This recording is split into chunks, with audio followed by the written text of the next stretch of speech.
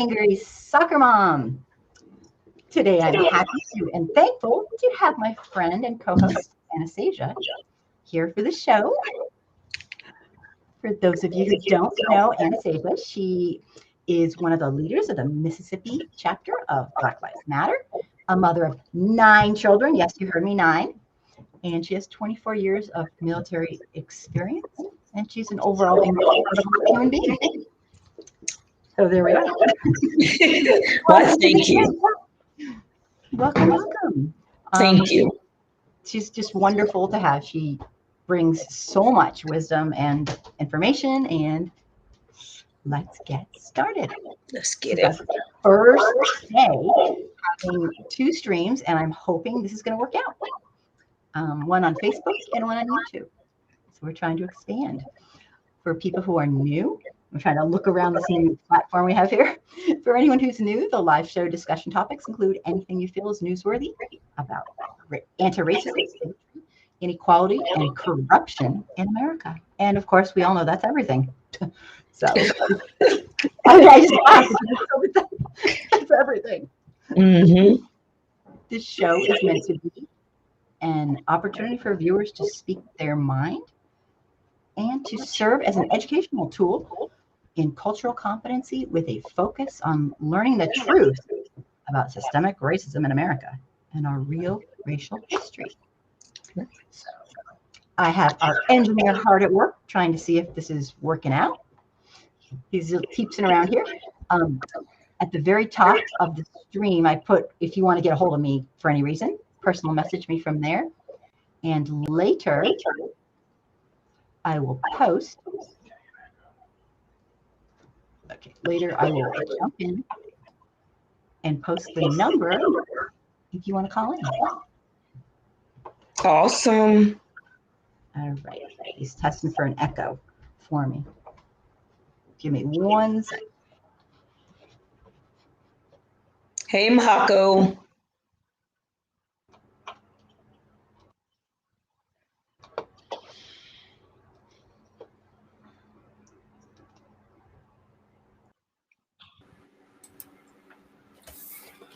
Okay, is that any better? Hard to say. Let me go back to chat. Mahako! Yay! I'm so happy you're here. Awesome. We're on a new platform, so I have no idea what I'm doing. But hey, Mark Jones, good evening, ladies. Glad to see you. Yay! Someone needs to turn off the sound on their devices. There's an echo. Thank you. Thank you, Mark. Thank you, Mark. Give me 2 seconds. This is a new platform. Is that? I can put my. I'm gonna put on. This will work. Okay. I'm gonna try this. Thanks, Mark, for letting me know. Let me see.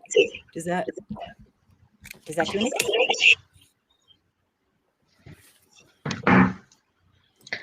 I think they were saying it's me. Oh, you? Really? That's what Mahako said. That Oh. maybe it was me. Really? Yeah, I don't have anything on. Well, And thank you for being patient, Mark Jones. Mark Jones is wonderful. Let me just. We're working on it. We knew there'd be a few little things going on. Thank you. Thanks, Mark. Okay. How's that now? Do you want to say something, Anastasia? Hey.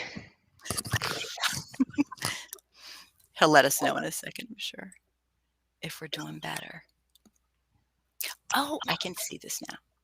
Well, how was it? Tell us. We're ready to start.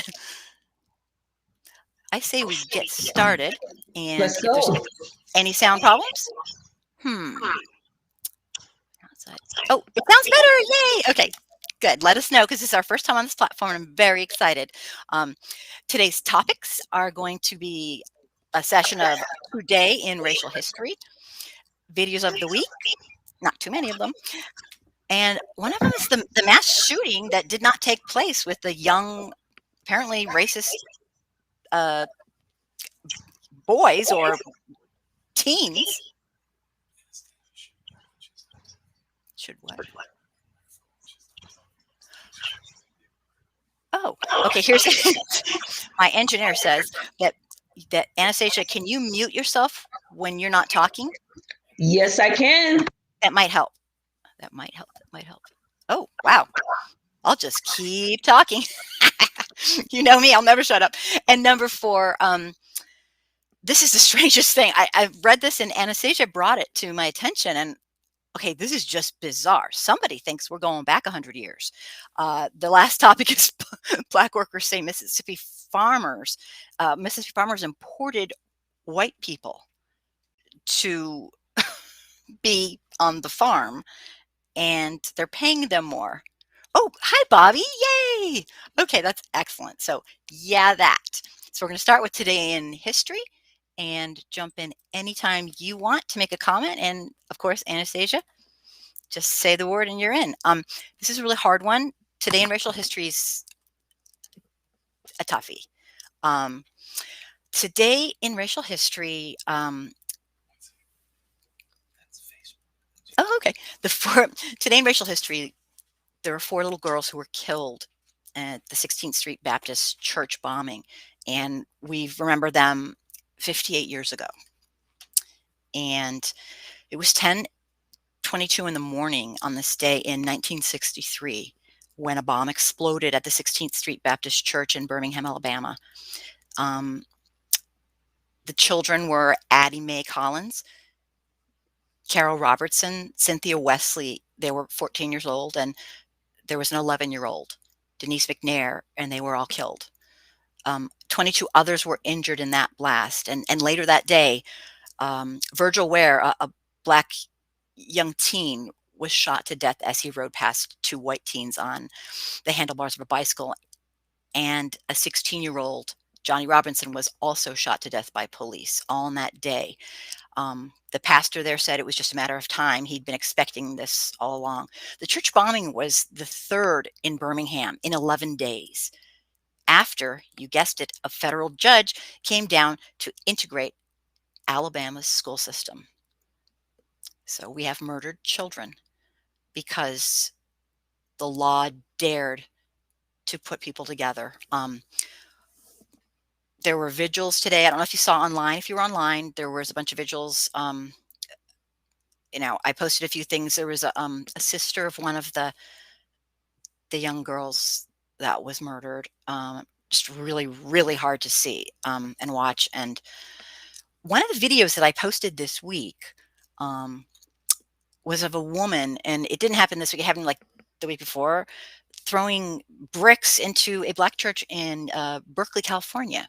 And she was going to burn the place down. I believe she was putting lighter fluid all over, and it really opened up the question of just, my God, has any of this even, it's like, I don't know. It just, to me, what do you think, Anna? I mean, we're just still there. Well, we've never left. A lot of people thought that having a Black president was progress for Black people. That was progress for white people. And the only thing I would caveat and say to you about that is, we talked earlier, but the little girl, Addie Mae, her sister was actually there, Susan, but she survived and she was permanently blinded. Today, I was watching a young man. He was there too. He was 11 years old. The issue is people keep thinking that this was so long ago. What happened then, these people are still alive. Ruby Bridges is still alive. Mm-hmm. So we need to stop putting all this space in between. And a lot of times they're like, oh, y'all need to forget about the past. You mean forget about my grandma, forget about my aunts and my uncles, because they're still alive. And the people that are these people's family members that did it, they're still alive too. So, we on this thing about it'll die out. That type of poison does not die out without deliberate measures. Absolutely. And you know what, Anastasia, that's an excellent point, because here's the thing. we've tried that. We've tried pretending it doesn't exist, and it's gotten us absolutely nowhere.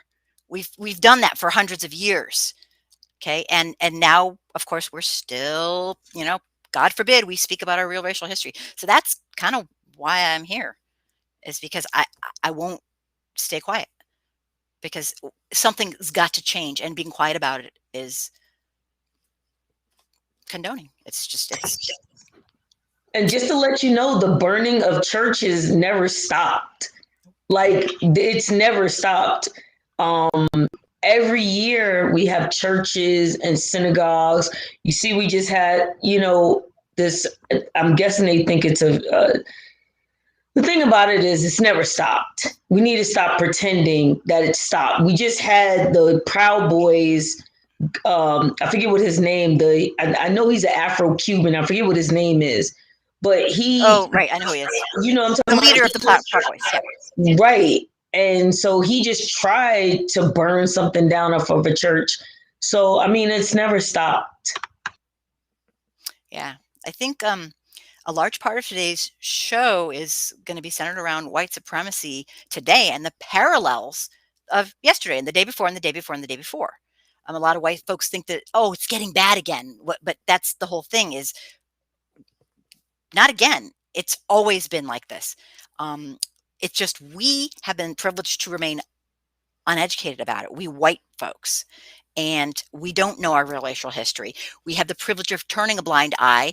We have the privilege of not knowing anyone who was hurt or killed or unjustly treated. And I mean, in general, video cameras helped us. They came along, and for white people to see the truth. But I remember, honestly, when they first came out, people actually, white folks, going, no, that must be doctored up. I don't believe it. I mean, I don't know if you remember that back then.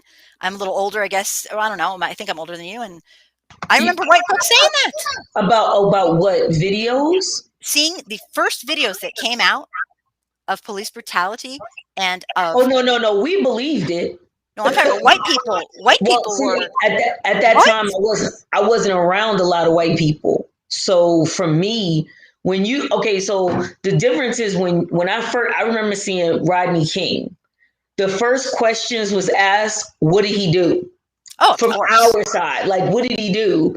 Because we're locked together to where you'll have, oh, that didn't happen, but ours is, what did he do? And then you keep seeing it, and it's like, even certain times before I woke up, I'm like, well, what did he do? Until I started seeing videos where you don't have to do anything. So you existed is what he did. Is he dared to exist. Now that case is. That was, I was down in Compton during that, and oh my gosh. But what I meant was, when cell phones first came out with the cameras, and everybody started getting them, and everybody started going online, I remember the conversation to white people, to me, just white people talking to me, saying, I don't believe it. Prove it. It's doctored. No one says that anymore that I know of. Oh, what they started. That's what I'm saying. It's a different answer when they're talking to you. What did he do? Where's the whole video?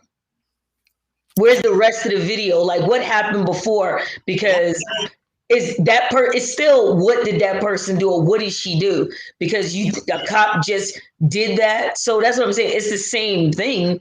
Because it's always, why don't y'all always play the rest of the video? Same thing happened with George Floyd. Well, what happened before? And then they saw what happened before. Then it's like, well, what happened before that? So it's Yep. Excellent point. And you know what, Anastasia? Here's the thing. When folks come on and they say stuff like that, I am very quick to correct them. As a white person, it's extremely important that I speak up to other white people and say, and I say with no apology, I don't give a flying what happened before this. There is nothing on this planet that would allow for that behavior. I don't care what they did. It doesn't matter. Stop saying what did they do and start seeing the system of absolute abuse and horror. So that's what white folks we need to just stop it. Don't allow this kind of baloney, denial. So it's kind of where I'm at. I want to say hi to T. Welcome. And Bobby. Oh, Bobby has something to say. Being from Tuscaloosa, Alabama, I know firsthand of the bombings. I'm 30 minutes away from Birmingham as I speak. Good subject. Thank you, Bobby. And thank you for being here. Wow. That's got to really hit home. A lot of this is just simply changed in form. We might not be burning crosses, but we have subtle ways of like infiltrating the justice system, the police, politicians, becoming people of power. It's hasn't changed a bit. It's changed in form. And a lot of us white folks, we just aren't getting this. We're just not getting it. We're looking for burning crosses when somebody over there is gaslighting us to death. I mean, it's time for white people it's just way past time. We need to educate ourselves. And how you do that, you can learn your real racial history. Learn our real racial history. It's ugly. It's bad. Step up to the plate and just do it. And you can start understanding and listening to Black people and brown people. And if you do that, you're way ahead of the game. So we just enjoy. We just have a better ways to, better deniability. I guess it's a good way to put it. Can I say something about what you said about the cross burning? First of all, that's still going on. Number two, a lot of times non-Blacks want to see the gold standard of racism until they want to believe it. Just like you said about infiltrating the police, infiltrating the military, infiltrating all these local governments. That's the thing, it's always been that. The Ku Klux Klan leader was always the judge, or he was always the doctor, or they were always, so that's the thing, the store owner. So I don't think it's changed. I think what it is that people is just being filmed now, and now people are seeing it. Yeah. Yeah, absolutely. And also the denial is real with the white folks. It's real. And we want to see classic things like that. But, I'll tell you, some of us don't want to see anything. With George Floyd, we saw a man take his time and murder him in front of our eyes. And we still have about a third of the country who, it's just, they just don't care. They enjoy their white supremacy so much. It's inhumane. And so it's up to us who do care to, if you're white and you're watching, we have a white problem in America. We do. We have a white problem in America. And because we did this, and it's way past time for us to take some racial responsibility and learn our real racial history and step up to the plate and act human. And I don't hate white people. I always say this. I just expect so much more. I really do. So this bullshit supremacy stuff, we gotta just cut this crap. So do you want to jump in for anything? I'm going to go on to a little bit of, this is kind of important to me because people need to know what happened to the people who murdered these children and injured a bunch of other people that we're having, vigils for today. And you might think, oh, I'm sure they bombed these kids. My God. I mean, let me read this to you. Go ahead, because I know already. The audience may not know what happened or what didn't happen to these people. So go ahead. Oh yeah, no, I'm talking to I know, I'm talking to the people, I'm always, see, one thing people got to get is if you learn from me and you're not white, that's great, but I'm here to teach white folks. I do not know more than the people who live it every single day. I'm arrogant, but I'm not that arrogant. I do not know more than the people who have to endure this generation after generation. Okay. Even let's say their family was not kidnapped and dragged over and forced into enslavement. If you're brown or Black, white supremacists and people who have refused to, learn about privilege and systemic racism, they don't differentiate. I'm sorry. It doesn't matter if maybe you were adopted by a white family. They don't care. They see you as they see you, and it's really scary. So just as a quick review, what happened, and I know a lot of people probably know, um, I read an article today that I'll just outline. Thanks, T. You're so cute. A well-known clan member, Robert Chambliss, was charged with the murder. He was charged with buying 122 sticks of dynamite. And in October 1963, he was cleared of the murder charges and received a 6-month jail sentence and $100 fine for the dynamite. And although a subsequent FBI investigation identified 3 other men as having committed the crime with him, it was later revealed that the FBI chairman, J. Edgar Hoover, blocked the prosecution and shut down the investigation without filing charges in 1968. That wasn't that long ago.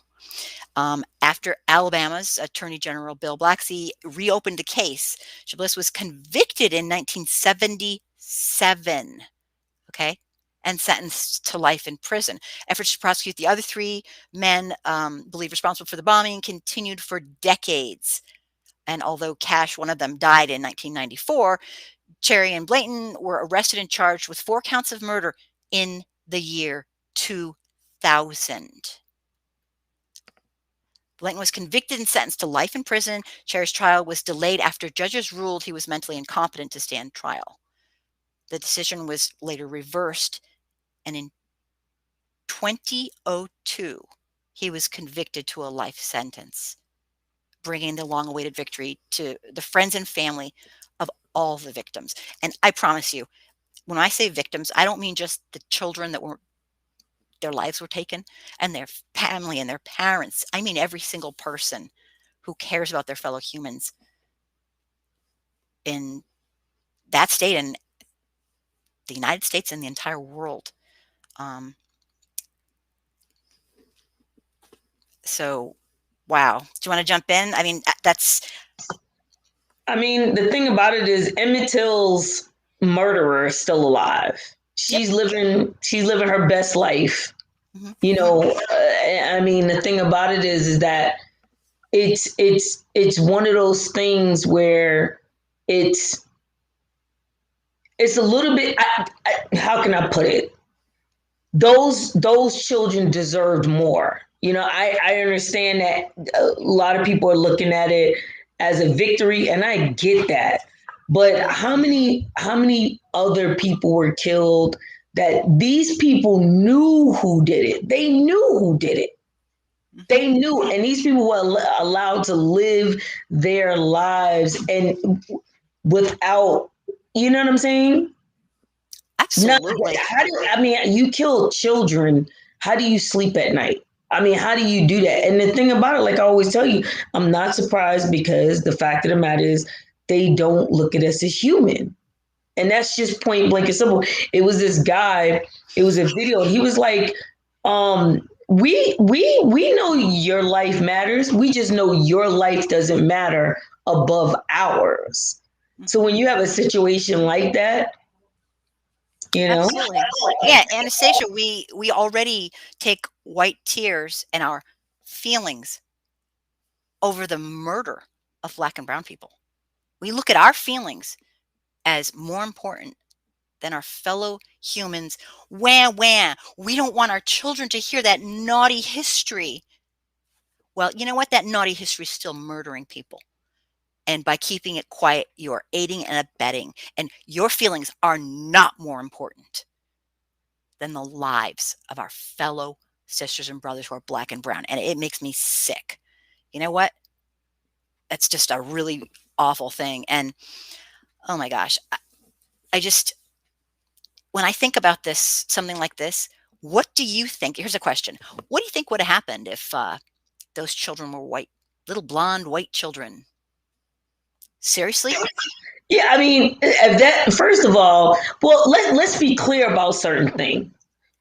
If those children were white, first of all, what were they doing there? Because we know white supremacy has no problem killing other white people. So the reason why I put the differentiate between that, because we know there's been white people that were killed because they were helping the civil rights movement and so on and so forth. So then you got to break down, were these white children, were their white parents helping black people? So if they were helping black people, then it'd be like, well, you caused it, but in the judicial system, it'll probably be you killed white children. That's a problem, you know. To the Klan, the Right, Klan race traitors are way up there on their list. right, exactly, But most people aren't exactly. Klan.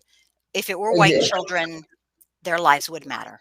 Yes, And it would definitely. be swift, and these people would have been. I mean, I'm sorry, if Emmett Till were a white child, that woman would not be breathing today. Nope, Not a chance in hell. nope. And, I'm sorry, we live in a country that boasts liberty and justice for all, but we have absolutely zero intention of actually living up to it. And until the people, all the people, step up to the plate. I know black and brown people are going to get their equity and their justice, but for the love of God, white folks, we did this. Like, maybe take a little responsibility, like, a little racial responsibility. I'm sorry, I don't think I'm asking the world here.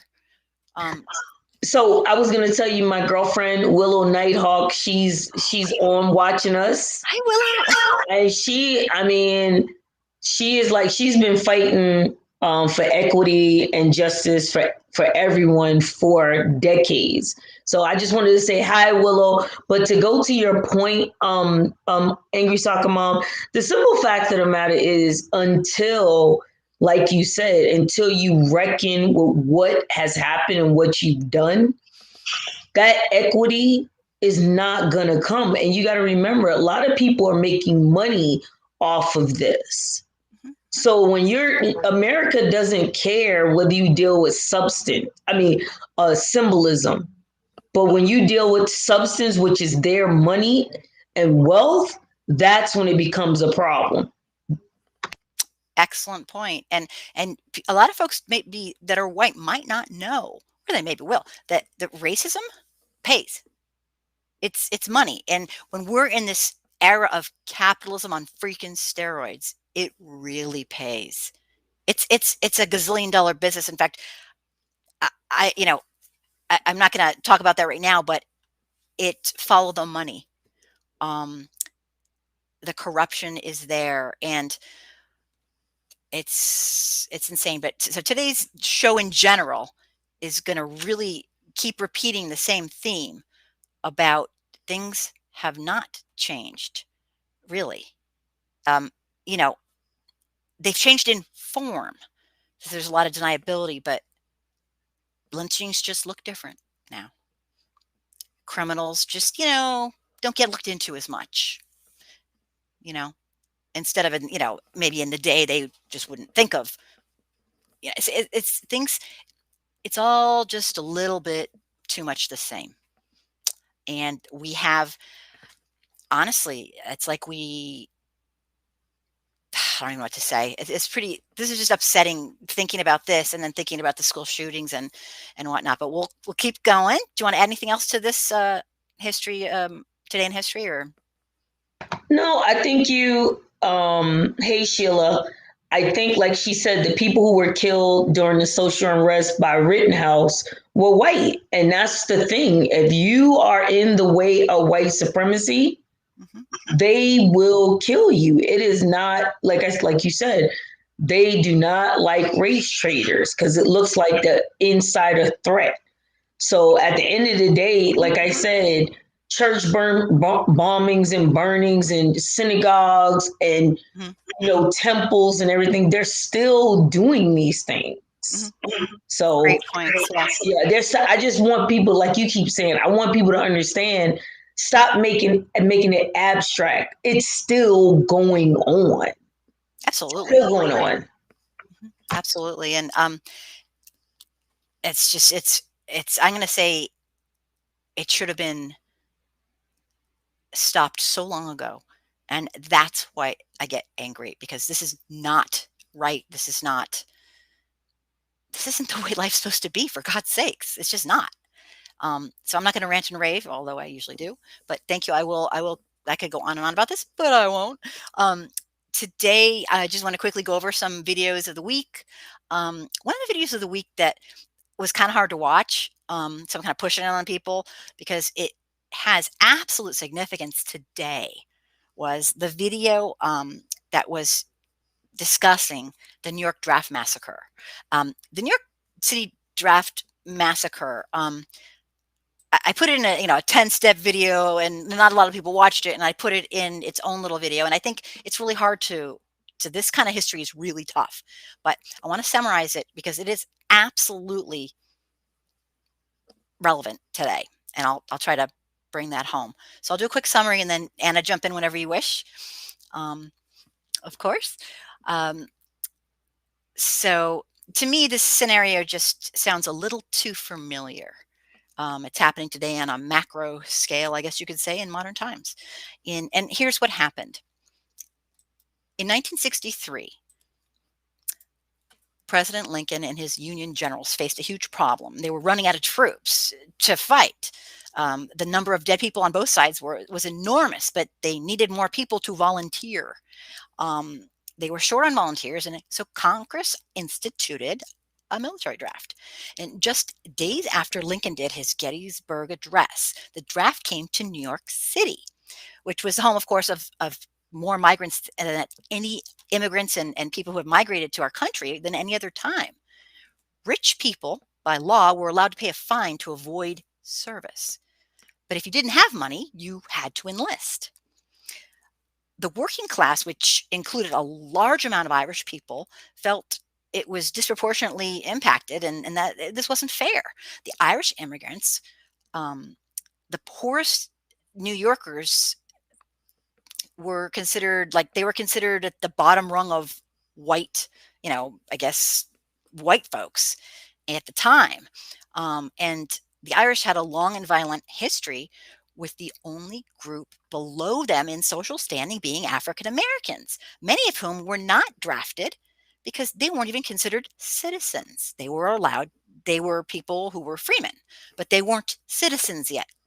So the fear was that the newly freed Black people would pour into the city and take all their jobs, and drafting white Irish people, the drafted white Irish people, felt like they were being forced to fight for the freedom of Black people, and they weren't doing so great themselves.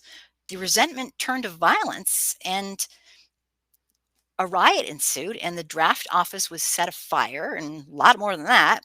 Next, they lashed out at businesses. For 2 seconds in history, lashed out at businesses and wealthy white people who employed Black people. I can't really go there. They burned down rich businesses, factories, homes, and streetcars. And then they pretty much turned it into a full massacre, and they chased down Black people, caught them, and killed them, and murdered them on the spot. They lynched people roaming around the city, burned a Black orphanage down. They murdered anyone, Black or white, who tried to stop them. Lincoln ordered federal troops to come by from Gettysburg to end the riot, and no one knows for sure. But if you look at Howard Zinn's stuff, he's that amazing guy who wrote the history of, the people's history of the world, and of the United States. And they said about 400 or more were killed and thousands were injured. It lasted nearly a week. The massacre was the largest civil insurrection in U.S. history at the time, besides the Civil War itself. And it does. This is the problem. I can talk about this, I can post this, but it really does nothing, because you see, white folks need to know our own real racial history, even to make an analogy of what's going on today. So I'm going to play the video. Do you want to jump in there first, or should I play? I want to see the video. Let's see the video. Well, I'm going to show a video of how I compared as an analogy. Our government pinned us against the wrong people. Irish people went after Black people. Okay. Well, this is the thing. We talked about this. Irish people weren't even considered white people then. Right. And that James Baldwin even said it the American citizenship comes at the cost of hating the Negro. So at the end of the day, you know, these people came here voluntarily, and then it was like, well, I'm going to kill you because, I mean, it's really not going to matter. And I want to be with the winning team. So that's when all of these people talk about, oh, the Irish were slaves and all of this. And I'm like, that's BS. And you know it's BS. And we know when you first came here, my family, my ancestors had been here for hundreds of years. Mm-hmm. Mm-hmm. So. Good points. And, you know, I try to bring these out to educate white folks about like our real racial history. Black Wall Street was one of many, many, many atrocities. I still have 10 more to go.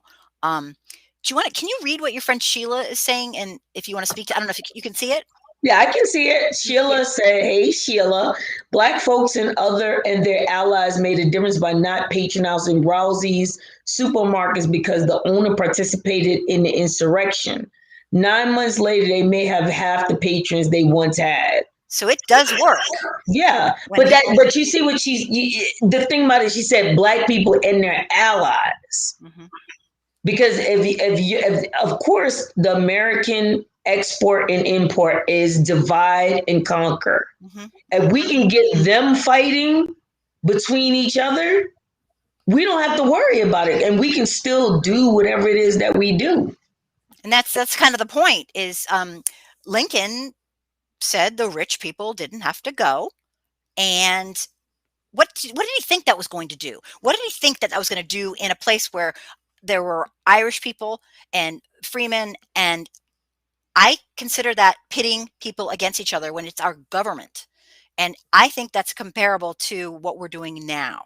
And as a white person, we are told, we are basically brainwashed to blame Black and brown people for everything. And it's out of control. And it's still like this today. And the people who are destroying us and our lives are not Black and brown people. They're the victims, just like us.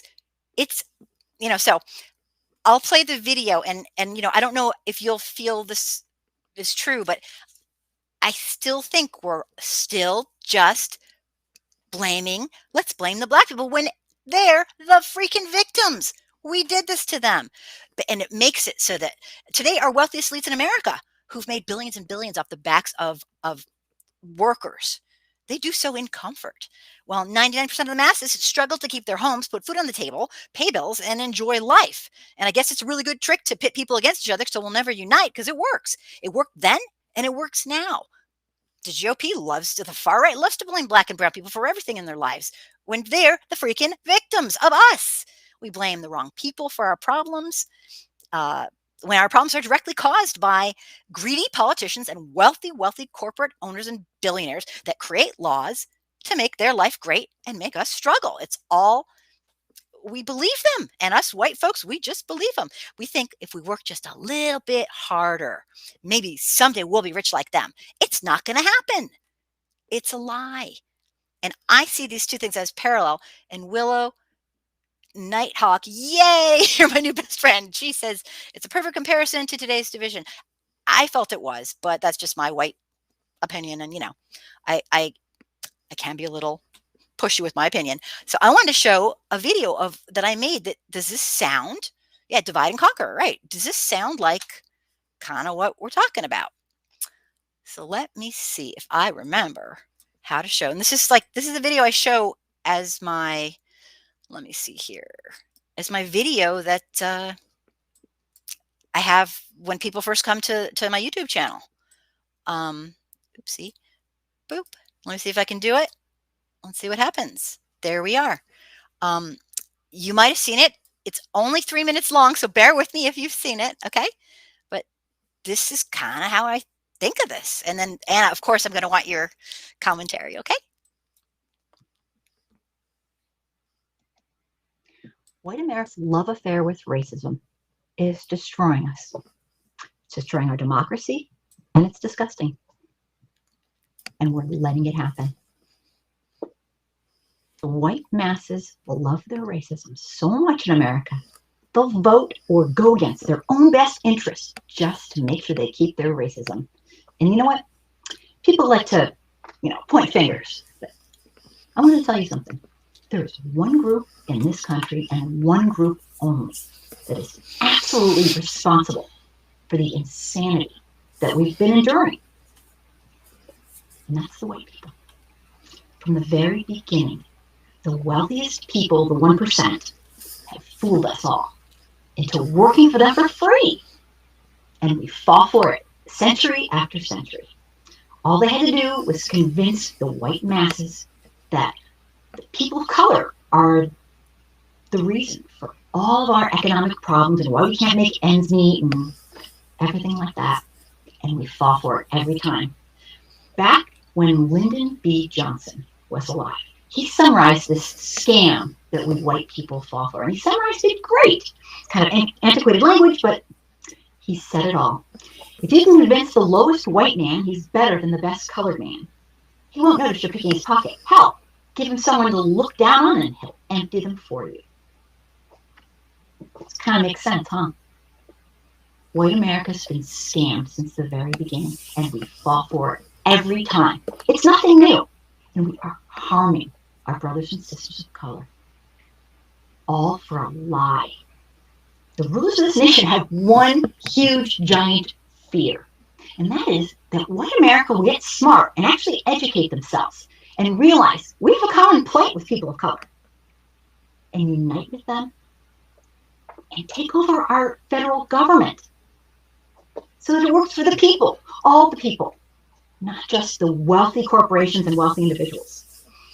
This nation was started by the near genocide of the indigenous people who live here and made wealthy and prosperous on the backs of human beings, African humans, who were forced into an enslaved status so that we could get rich. Well, it wasn't so all of us could get rich, okay? But it was so white people could get rich. Centuries later, the white masses are still refusing to face our own racial history and educate ourselves about all this lying bullshit. Instead, we fall for the propaganda that we've been taught and told. And you know what?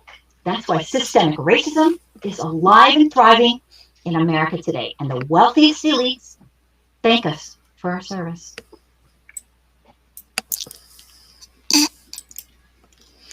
Okay. That's kind of my take. That video is very old. So, and I do not mean to insult anyone by placing Black and African American people in the category of people of color, but that was so long ago, and words and ideologies change. But the point, hopefully, is that Lincoln did it. We're still doing it. Anna? I mean, what you said, I mean, it goes to the point is that, like, we're talking about the New York City draft riots. Those people weren't even considered white then. And to be totally honest, let's be clear, they're really what they had to give up to be white. You know what I'm saying? Mm-hmm. So on something that even if as a Black person I give up all my Afrocentricness and whatever the case may be, I'm still not going to be viewed as being in the in crowd. So it doesn't matter what I do, my color is always going to be the signifier. Now, what I will say about like she said, you've evolved. I mean, to be totally honest, who's she talking to? Me or Talanda? She was saying you have evolved when you were talking about the language. Oh, well, because I go with best practices. So right, as language changes, I change. Right, but that's the thing. At one point in time, I was cool with people of color too, until it was like, wait a minute.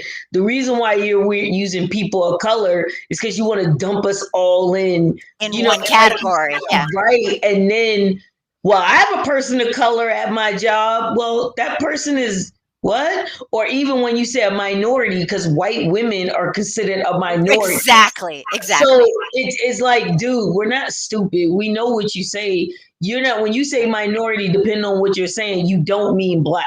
When you Right. say person of color or even BIPOC, you're not talking about black people. You're talking about everybody. Right. And, you know, And that's, yeah. how I explain that to white folks is this. And I don't know if this is a great explanation, a medium one, but this is how I do it. I say, there is no equivalent. There is no, there's nothing, absolutely nothing that even remotely comes close to. And, we can say Native Americans, but no, there is no experience that comes close to what chattel slavery did and has done and still does. There's none. So to lump everyone together is considered just like a real slap in the face. It's disingenuous. And The, that's what I try to. the other issue is that the groups that you're putting in there with us came over here voluntarily. Because it's a video that I think, I don't know if you've seen it, but somebody tried to say, a couple of people, they said, black people have been here for the longest. And, Asians came over here at this time, and the Irish and the Scottish and all of that. But Martin Luther King said none of those groups came over in chains either. None of those groups came over where it was hundreds of years of indoctrination and terror that you put against them. You know what I'm Destroying their saying? culture. Absolutely. Destroying their culture, Exactly. destroying Taking their everything. names, their language. If you still look at Asians, they have a Chinatown. Irish have, little, you have Little Italy. When you see movies of Irish people or Scottish people or Italian people, it's not these movies that always show them as poor and, in these depressed states. They still do that with us. So, we are more than our tragedies. And, we want to see that. So, it just goes to that fact that we still have a and it's not even a white people problem. It's a white supremacist problem because white people are hurt in white supremacy. Mm-hmm. Mm-hmm.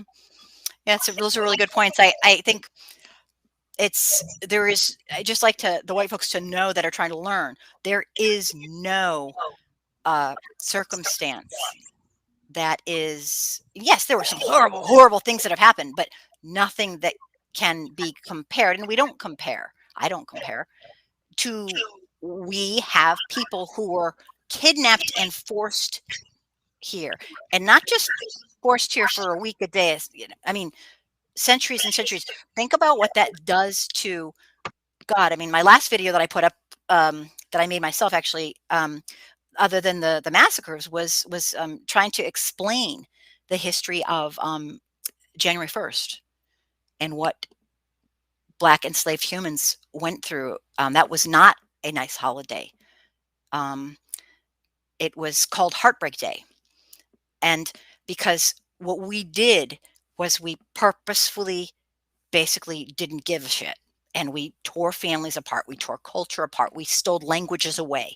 We stole every part of humanity from these people that we stole. So you got to understand what hundreds of years of that does.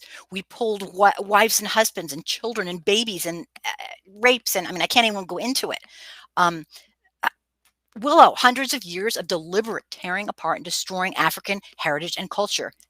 Thank you. You should be on here. You said it better than I did. Exactly. So if you're white and you're listening, try to think about that. And I just want to add one more thing, and then I'll shut up for a minute and maybe read some comments and let you. People, as a teacher, as a special education teacher, people do not understand. I think sometimes, and some do, but many don't. When you are not allowed to learn, when it's against the law to read, okay, generation after generation after generation, with the threat of death, okay, you got to understand. And then somebody says, Yahoo, you're free. When your children get to finally go to school, who helps them? Who's going to help them? Think about your parents. Didn't they kind of help you out a little by knowing a lot of stuff? Well, you know what? Black people who are freed, I've read a bit about this, did an incredibly fast job of, oh my God, they were in politics. It's like the most, but think about just the little things of how we've purposefully, knowingly used our own government to do whatever it takes to hold back Black folks and brown folks. We're just talking about the major general things, but I mean, the details matter, so. I agree with you. The thing about it is, like I said, no, this country never, or its people never wants to take the blame for anything, but always wants to take credit for things that they didn't do. A person, you'll see, well, we built this country, we gave y'all jobs and all of this stuff, and people, of course, the American exceptionalism. But when you bring up slavery, oh, I didn't do that. Well, you didn't build that railroad either. You didn't do anything, Bob. Bob, you work at the post office. You didn't do anything. And these structures that you're talking about, 9 and 10 times, a white person, a newly white person built it, or an enslaved Black person did it, or a Hispanic Latinx person built it, or Asian. You didn't build anything, Tristan. So, Who's Tristan? Just kidding. I just named, you know what I'm saying, Chad. I'm just messing with you. Like, you didn't build anything. Yeah. I'm just playing. Great points. And we have this, I don't get it. It's like this denial on steroids. My God. You personally might not have done it, but people who look like you did it, and people who look like you benefit from it. It's our freaking history. History is the one place where it is what it is. And yet we can't handle the truth. We just can't. It's just so weird. I don't even get it. Like, we don't lie in any other thing, but oh my God, talk about real racial history. We are ready to lie. We are ready to fabricate. We are ready to whitewash. It's like, my God. So anyway, don't get me started. Can I take some, take some wonderful comments? I'll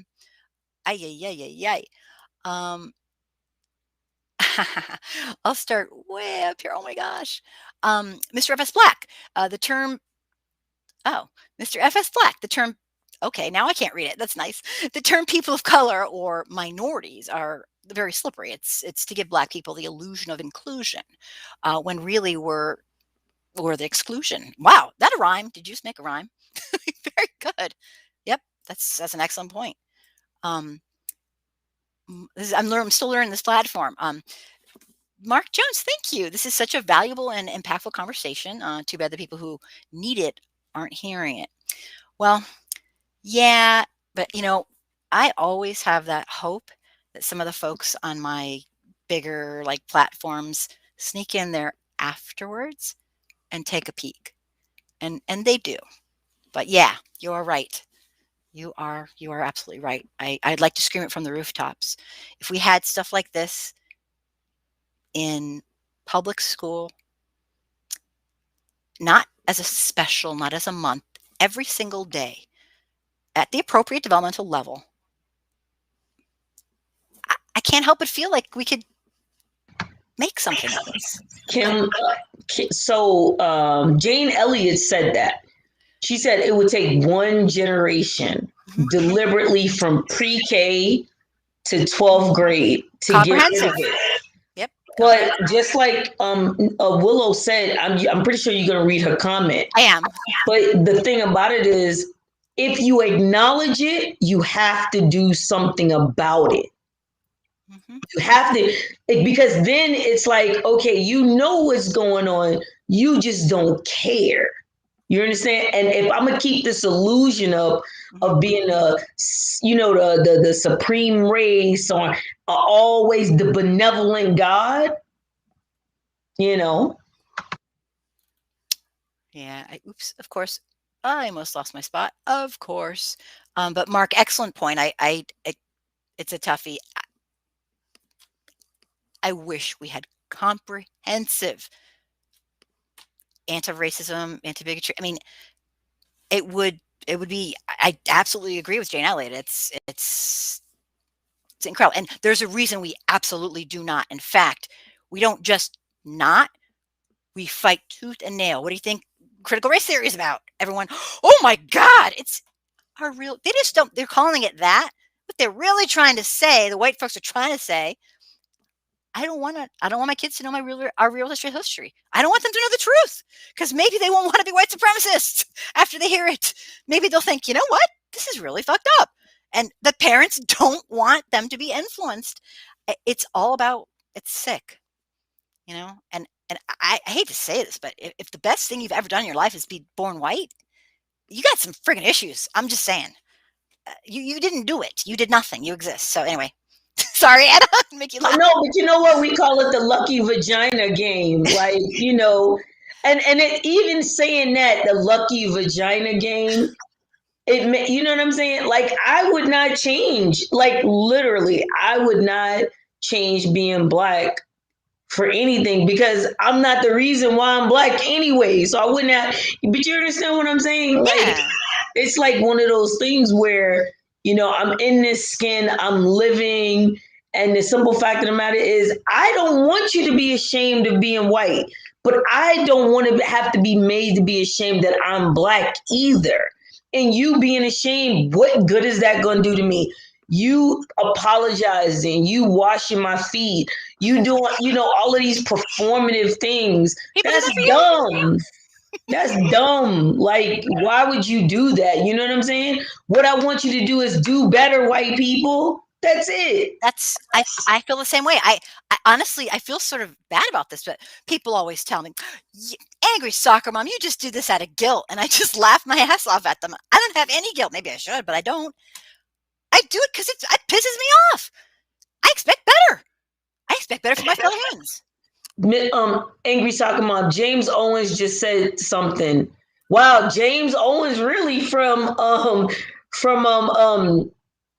my God, Good Times.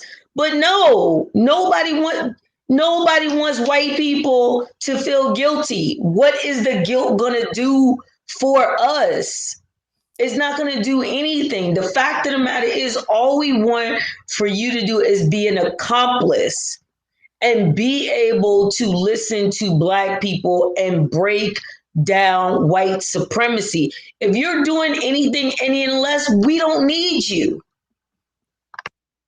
Thank you. That's very well put. And I it's like enough of this guilt bullshit. No, it does nothing.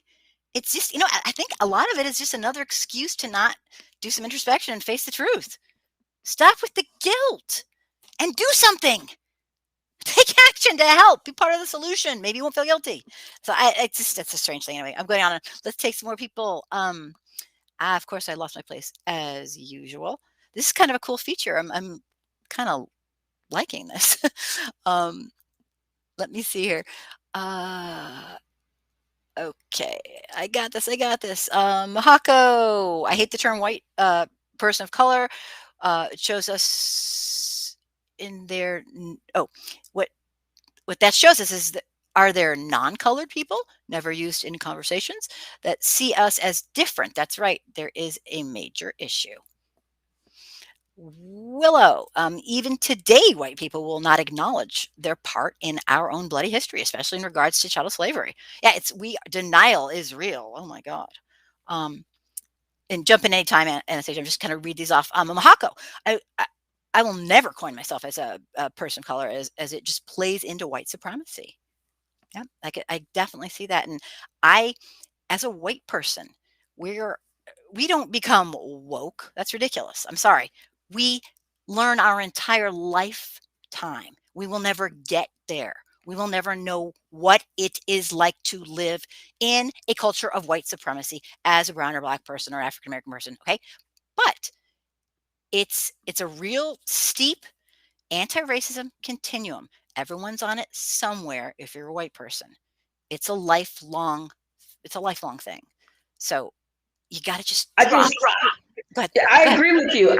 What I was going to say was, of course, always quote different people, but this is the thing.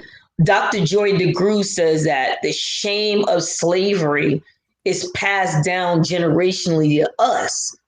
But nobody ever thinks about what is passed down to white people in this country. What generational have they got? And the simple fact of the matter is that, like Mahako is saying, I'm just reading them. The fact of the matter is that we keep thinking this thing is going to die out. Why would I allow something to die out that I benefit from? You understand what I'm saying? I'm not talking about me as in, I'm just saying, why would I give up my benefit of being the beauty standard? Why would I give up my benefit of everybody gives me the benefit of the doubt? I could know zero donut, but if I'm in a room, everybody's gonna think I'm in charge. You know what I'm saying? I'm gonna get paid more. The fact of the matter is, I could lie like a dog about whatever it is I'm talking about, and people will believe me. Even their own people will believe me over them. And it goes to the thought, even in social justice, we always say, if you want to say something, go tell a white person to tell them that. Then they'll believe you. And that's sad. You know what? That's why I do what I do. And if this ever could change, I will be out of my job here, because I am trying to work myself out of this job, because people, this is what would just, oh my God, I wouldn't be able to handle this. I would just, gotta get there.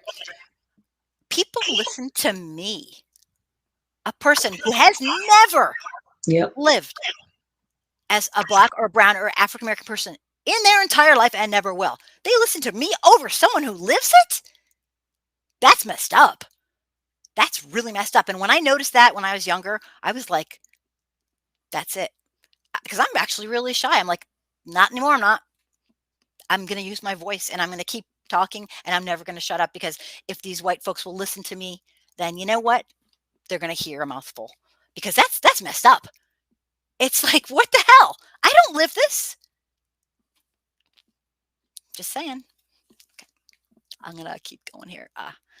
Hi, Anton. Welcome. Evidence. Talana, whataboutism. That is, I knew exactly what you were talking about. Mr. F.S. Black, I'm going to try this too. Mr. F.S. Black is the reason why us foundational Black Americans don't feel right being called African Americans, because whenever ties to African culture, we had stripped away from us with slavery. Can I say another thing about that? Yeah. I'm going to say another thing about that. And everything Black and African was always deemed as dirty and poor. And it was always, an insult that you had Africanized features, or if you were too dark. And so a lot of that, is like your affinity. The proximity to Africa or African was a bad thing, with your proximity to white was a better thing, even though you're closer to your oppressors. You know what I'm saying? So for me, I can tell you right now that, as you can see, this is not, you've seen pictures of me, Angry Soccer Mom, prior to me getting out the military. I didn't look like this when I first got out the military. I really didn't. When I got out the military, I cut all my hair off.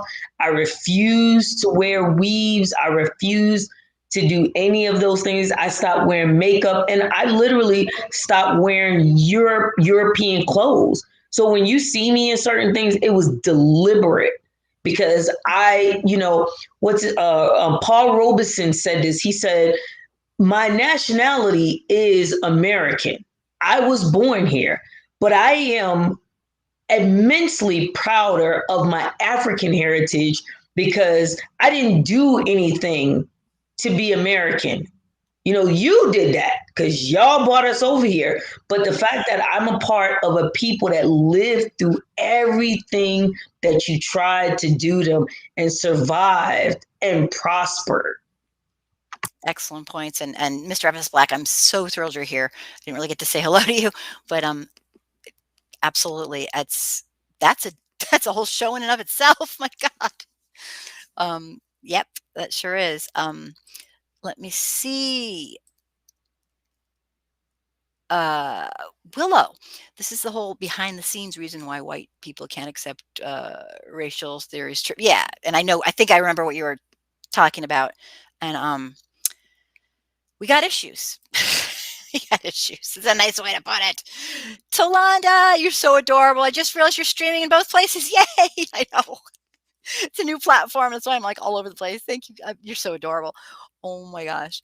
Let me just keep going here. Okay.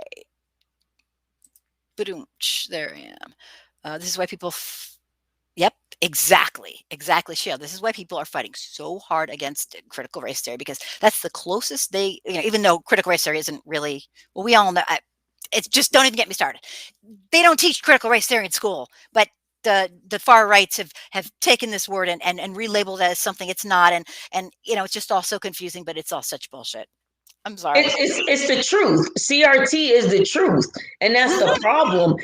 Somebody, it was a guy on a TikTok that did something, and he showed a picture of white people just standing around, right? But then he showed a picture of where they were. It was at a lynching, and he said, "See, this is the picture. This is CRT, so you can get the full picture that these people had picnics and brought their kids. That little girl, that picture of that little girl. Iconic, yeah. It's You iconic. know what I'm saying? And it's because you brought your children here. Let's show them what you taught your children. Mm-hmm. So yeah, no, we don't. We do not want our real racial history told, and you can call it whatever you want. We do not, because the truth is just we can't handle it, and it's still the truth. It's just, I don't even know where to start with that one, but great points. Yeah, no. So we just like Colin Kaepernick at the football games, we do not want to be bothered while we're enjoying our fun sports, watching mostly black and brown people. We want to just have fun. And when he made a big fuss about us having to focus on, oh no, that bothered us. That got our attention because we had to freaking focus on it. the funny thing about it is these people that you're lionizing as your titans, you don't care about these people with the TBI and the concussions. You don't care about none of that. As long as they can perform like dancing monkeys for you, you don't care. I don't care what happens to you when you leave this stadium. I don't care. Because the thing about it, they love to bring this, oh, we're brothers on the field. No, you're not. Because let's be clear about what's going on that field. You got a bunch of black and brown people at the direction of a white quarterback, because 9 in 10 times, if there is a black quarterback in high school or college or whatever, they change his position. We know that. And then when they do get hurt, they judge them because supposedly black people don't have, biggest brains as white people. So even in dealing with that, they diminish them. The lawsuits, The lawsuits. Purposefully, purposely, knowingly putting black people's intelligence, rating it lower so they don't have to pay as much. In this year, this was not 100, 200 years ago. In this year, it really is kind of like the slave master, and you know what? And I'm just going to jump in and another thing while we're on the topic. When I watch football, because football is going to start up, and I see the very small amount of white folks playing with the black and brown folks, and they are just standing there proud as can be when they hear our anthem. I'm sorry. That to me that's betrayal. They know the players. This is not like, well, I don't really know any black people. No, they play with these people. They live with these people. I'm sorry. There's no excuse. They know they do things with them. They see how they're treated. It's just I'm going like off on a tangent, but when I see those white football players, shame on them. The thing, there's no way they didn't know about race norming. There's no way that those football just like the concussion thing. You knew what that was about, and you knew what your payout was going to be in comparison to these black players. They know, and like I said, that's the thing with white America is that you pretend this. We've made a contract with you. All of us haven't signed up for it, that we're going to be quiet about the things that you do. And that's one of them. Mm-hmm. That's why people hate on white folks who speak up, because we're breaking the rules. We're not doing it right. We're race traders. It's laughable.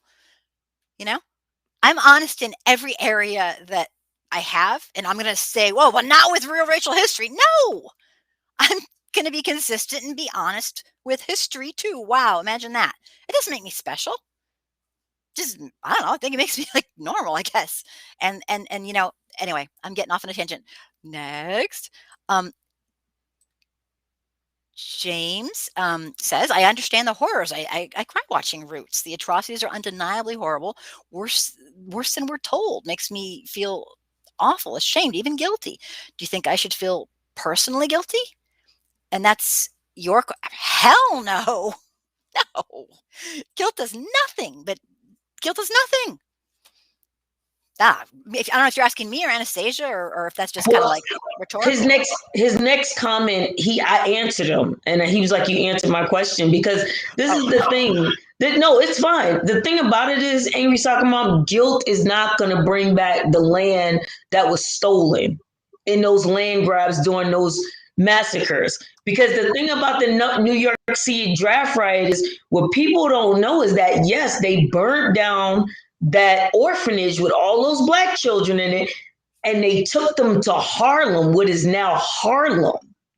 So a lot of these massacres were land grabs, and they took the people's land. And so it was about business. A lot of these lynchings were about businesses and the fact that I don't want you to be able to compete with me.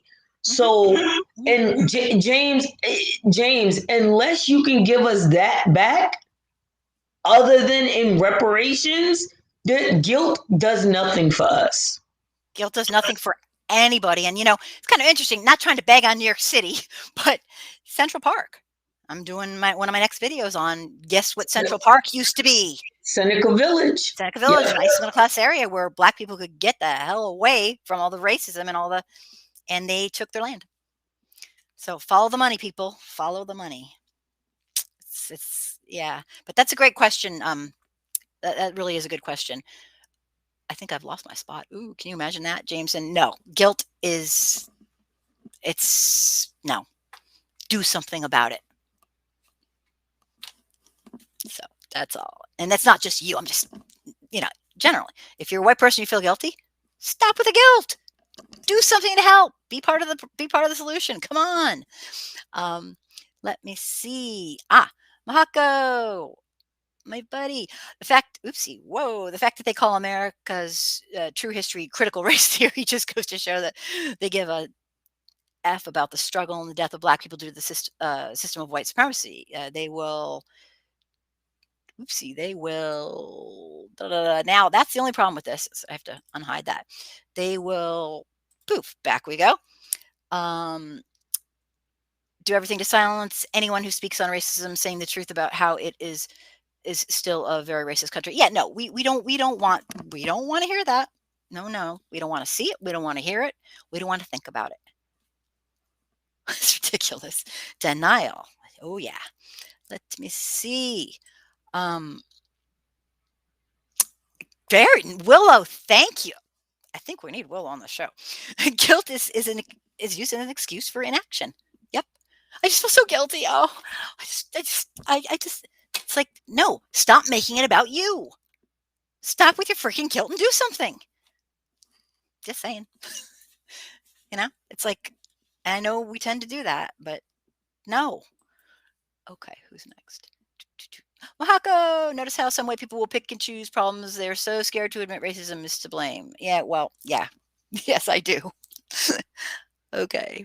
Boop. Can we hit on that? Yes. The Women's March. That's a prime example of it. The Women's March. You want black and brown women, this abortion thing too. You want black and brown women to be, oh sister, until one of us getting shot in the face, and you're like, blue lives matter. Exactly. Right. Like, did you think about Brianna and Tatiana and Ayana and Rakia and Pamela and Corinne? You wasn't thinking about them. But now it's something that affects you. Now you want to do a Sandra Bullock and bird box it. Oh, like, come on. And that's why a lot of us, the TikTok thing that just went off, because of a white girl stole from a black girl, then made millions of dollars over it. And so this is the thing, white people will pick and choose. Oh, you better remember 9/11 slavery, man. You need to go on ahead with that. Can you explain to people who aren't sure what you mean when you say they pick and choose and the TikTok? Because I'm not sure if everyone is familiar with that. Oh, okay. So on the TikTok, I'm aging myself. On the TikTok, right? It was this dance called the Renegade. And so it was a little black girl that made the Renegade dance. Yep.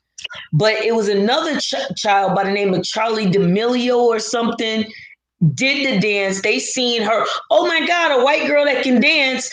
And she wasn't even doing it that well. And she was like on the Jimmy Kimmel show. It was another little white child that went at a football game, never giving credit to these black creators. So my whole thing about it is that we were talking about white people pick and choose what they want to deal with. My thing was, you want us to stand with you, when it comes to certain things, but you won't stand with us on anything unless there's a convergence of interest. Oh, well, black women, this abortion thing affects you too. Yes, it affects us, but you wasn't worrying about it when we were getting killed by the cops or the black baby and black mother mortality rates. You're not screaming about that. But now you want us to join you. And a lot of you voted for Trump. Yeah. And a lot of white women are the ones, the reason why you have these abortion laws and these things going on. White women did that. Yep, you're right. And it's a really true point. Bo Derek, I'm aging myself. She got her beautiful little braids and everyone, oh, she's a white person. Kim Kardashian, oh, the braids. It was like, yeah, okay, whatever. Here's the problem, and I'm just going to outline it really quickly, if you don't mind. We're really good with cool things that come from black and brown and indigenous people, and people. Oh, we love them. We just don't give a shit about their human rights. I mean, I'm sorry, that's the truth. We love all the stuff, the cool music, and oh yeah, this is bullshit, But when our two problems come together, we're like, yeah, let's get together. No. I told you that's why I don't go to the women's march. It's not a women's march; it's a white women's march. And until it becomes a women's march, I'm out. Not that no one anybody misses me, but it's just I can't. I can't. I won't. I can't. Okay, here we go. Over there. Oh, I skip people, of course. Hako, people need to get over their white fragility and admit the wrongdoings of their ancestors and currently alive racist families still doing the same evil acts. And abso-freaking-lutely. I am so done with these sweet, innocent women who, and I'm not trying to pick on women. Oh, they just never hurt a fly.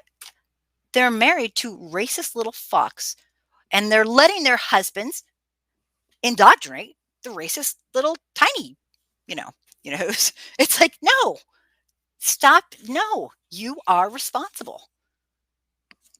I'm just saying. Um, Brotham, welcome. I hope you're still here. I hope I didn't miss you. Welcome to the show. Jump on in anytime. Mr. FS Black, accomplice is greater than allies. I like that. Very good.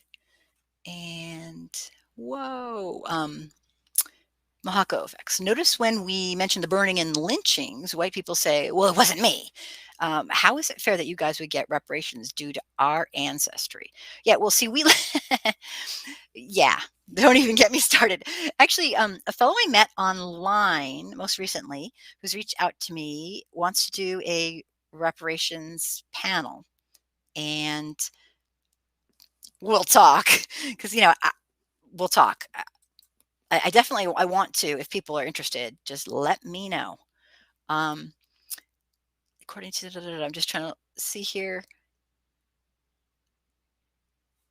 Can I just say something about the reparations thing? Absolutely. This is the thing. Slave owners got reparations for loss of property in this country. Some people don't know that, like a lot of white folks don't realize that. Okay, slave owners, exactly, they got paid. Mm-hmm. The second thing about it, we've given reparations to people in this country for the things that we've done. The people that were in the Japanese internment camps, absolutely, we gave them reparations. So it's not that we don't have the money for it. The thing about it, if you want to think about it, it wasn't me. Think about it this way. My family paid for city taxes for libraries they weren't allowed to go in. Mm-hmm. Buildings they weren't allowed to go in. Books they weren't allowed to read. Buses that they had to be on the back of the bus. And then they sued the protesters. That's another thing a lot of people don't understand about the bus boycott. They sued Martin Luther King and them, saying that it was illegal for them not to ride the buses, and won. So that's what I'm saying. If you don't want to go back to slavery, let's just go back to Jim Crow. Okay, you don't want to go back to Jim Crow? Let's go back to the 80s where they put crack into these neighborhoods. Let's talk about that. Let's talk about the loans turned down. Let's talk about how you have a problem with reparations, but you don't have a problem with corporate welfare. Good points. Good points. One of the things that bothers me the most, and I want to add, kind of piggyback on what you're saying, Anastasia, is that, you're saying we pay for this, we don't get to use this. Black people pay their taxes so police can murder them. How about that? They pay their taxes just like you and I do, and they get brutalized and murdered. What the actual, I'm sorry, that's just like, I don't know, that just has always been like this haunting little, okay, let's go back to here. Back. Mahako, yes, yes. Yes, it's true, Anna. To piggyback off of what you said, white people constantly trying to bring back things Black people have created and make it as if they discovered it for real. Oh, yes. For example, Taylor Swift butchered Earth, Wind, and Fire September. They're also trying to bring back saggy pants in stores. I don't condone it, but when a Black person does any sort of this dance and all this stuff, next message. I think I got it. Oopsie, I didn't get it. Okay, now I'm really messing up. Boop. I think I got it. Any sort of clothing style is considered disrespectful, hood, or inappropriate. These also examples of what people being hypocritical and cultural vultures. It's the first time I've heard that. Yep. It's, we love everything, but oh no, we do not care about the human. And it's just, and not all of us, but you know what? Enough of us so that we're still talking about it. And it's still happening. it was a white woman on TikTok, and she said, Black people know that it's not all of us. We just don't know which ones. Can you So, explain that again? I'm not sure what you mean. okay, meaning that, okay, say I'm out and about somewhere, right? I don't know which white woman is going to be the Karen. You know what I'm saying? So when you're upset and say, oh, not all white people, okay.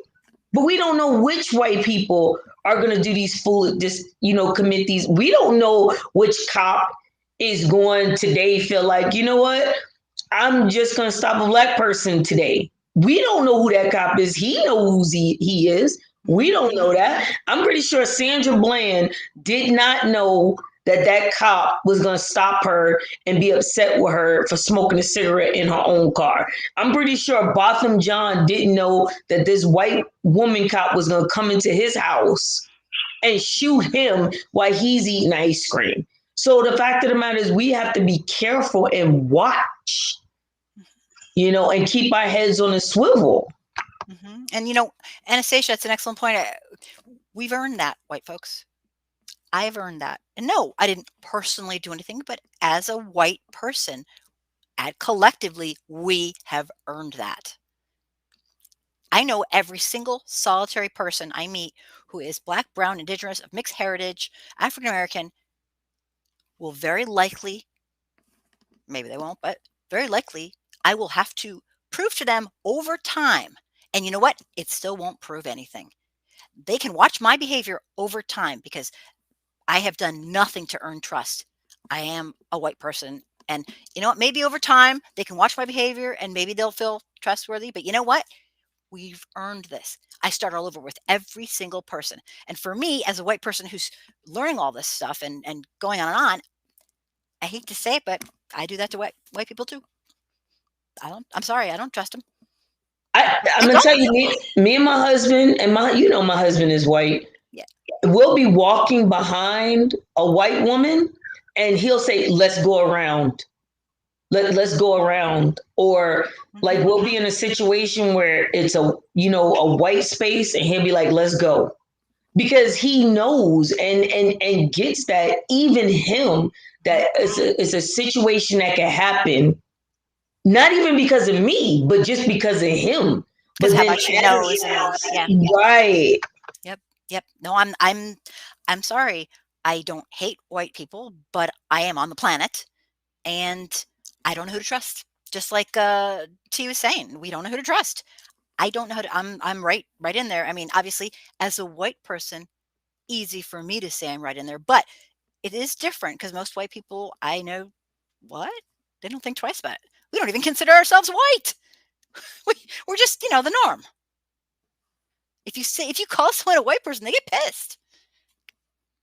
That's how we roll. I have to go back to oh, T, you said it again. They love our culture, but not us. I wanted to just jump over here. I know I'm skipping people. Mark, my friend, who I adore. Wow. I'm going to take this for both of us. Stunningly powerful insight, embarrassing insight. Can't go into buildings they build, paying the cops that abuse and murder them. That's to you. Yep. She's good, huh? And Mark, if I'm sure he doesn't want, he's a very, very, very intelligent white dude, very educated, and I freaking love that he comes to these things. I just love it. That is, and I'm not talking about him. That is the epitome of guilt. Don't feel guilty. Do something. Educate yourself. And then why would you feel guilty if you've done nothing wrong?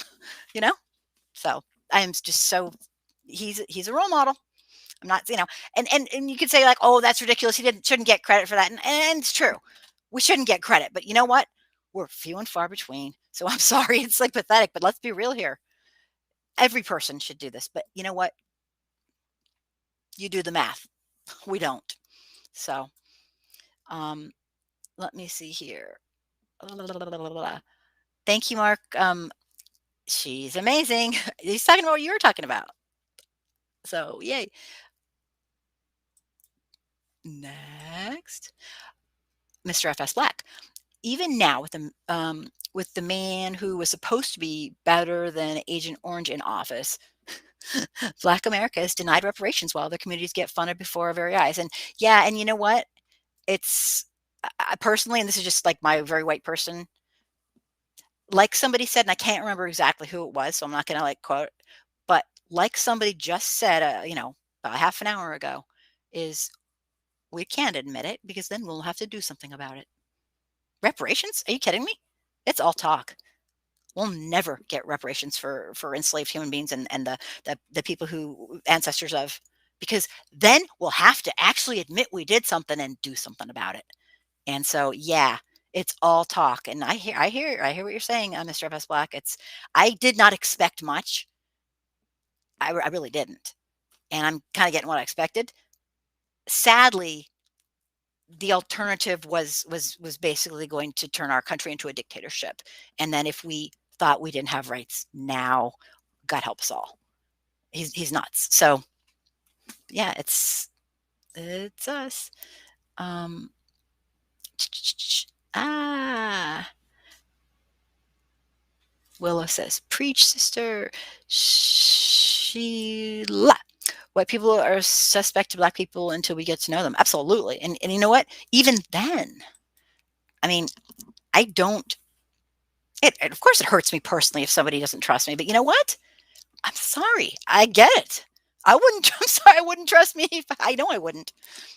I wouldn't. I mean, how many years, weeks, months, centuries do we have to do the same thing over and over and over again until you say, I don't. Yeah. So anyway, that's just me.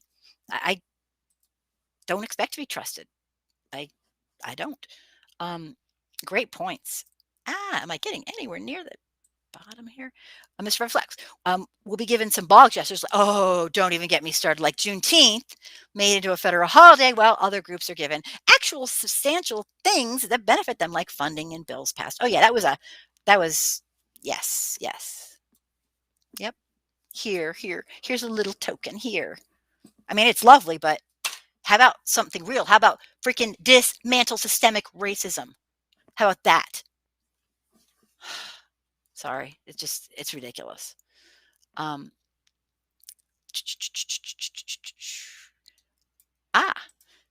Mark Jones, Anastasia. I totally get your points. Which about knowing which white people to trust. But slick, hateful white people will flip that argument and say that they can't know which black person's right. Oh, I've been waiting to answer that one. yes. So this is the thing, right? Black people do not have a history of burning entire towns down. Right. Black people do not have a history of Black women saying that a white man raped them and then a whole town gets burned down. Black people don't have this history of feeding white babies to alligators. We don't have a history of putting white people on bonfires. So where that situation falls down, because let's look at the history, and more than likely they'll bring up black on black crime, which there's no such thing as black on black crime. There's such thing as proximity crime.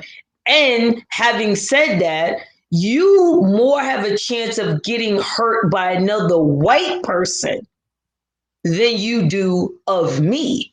But I cannot say the same thing about you. So that's how I answer that.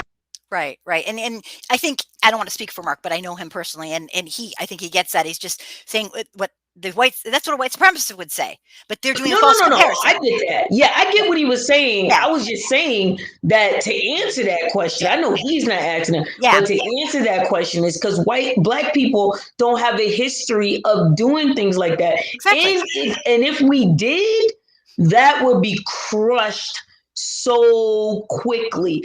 You never have it. Black people getting guns and stockpiling guns. Are you crazy? Yep. That would never happen. Yep. No, and when it does, it's bombed. When it does, it's destroyed. In Philly, the move was it Move? I don't know. Yeah, the Move. Yeah, the Move. It was a movement where they were militant and they weren't doing anything wrong. And you know what? Most of them are dead now. We bombed the living shit out of them. Black Panthers, they're all dead, exile, or in jail somewhere for the rest of their life. Yep. It's that's a false comparison, and you know, it kind of, the far right is really kind of into that. So, but yeah, it's definitely another discussion topic. Yeah, and T says, and that's the thing, Mark Jones, they always ignore racism and make it about them. Oh, that's what we do. Oh, Willow. Okay, I'm not sure if I'm following here, but I'm okay with it. Anna will help me, right? That which black person was used to justify stopping? She's talking about what Mark Jones said. We don't know which black person it is, right. So we just gonna frisk everybody. Everyone. Right. Yep. No, everyone's. Mark, you brought up a really a point that people want to talk about. It doesn't mean the argument isn't stupid, but it's the kind of sophistication that conservative reactionary rights will spout on Fox and OAN and Newsmax. Yeah, it's exactly. It's white supremacist talk, really. I had to look that word up too. Angry soccer mom. So sophery, the use of fallacious arguments, especially with the intention of deceiving. He using $20. Yeah, he's using $20 words on this. Oh, right here, sophistry. Right here, yes. Yeah, I thought I skipped it. I was like, is he saying sophisticated? Well, I told you he's super smart. So he was using $20 words on this. Use a big word on me. Exactly. I was like, what? Sophistry. I'm gonna okay, I'll learn a new word. But no, Mark's an incredibly well-educated, great.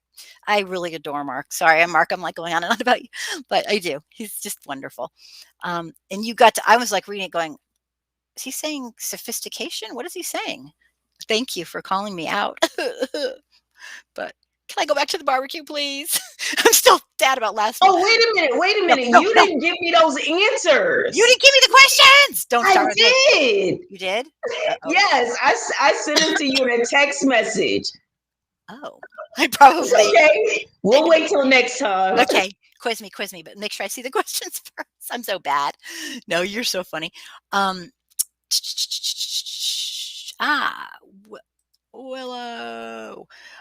Willow, but why is that person never used in regards to cops? How do we know which cops are good and bad? Thank you. I'm sorry. There's no bad apple. It's the whole. I'm sorry. When you start as slave catchers and that is your culture and you don't stop it. The way I look at it, I'm sorry. This is going to sound really rude. This is my white woman opinion.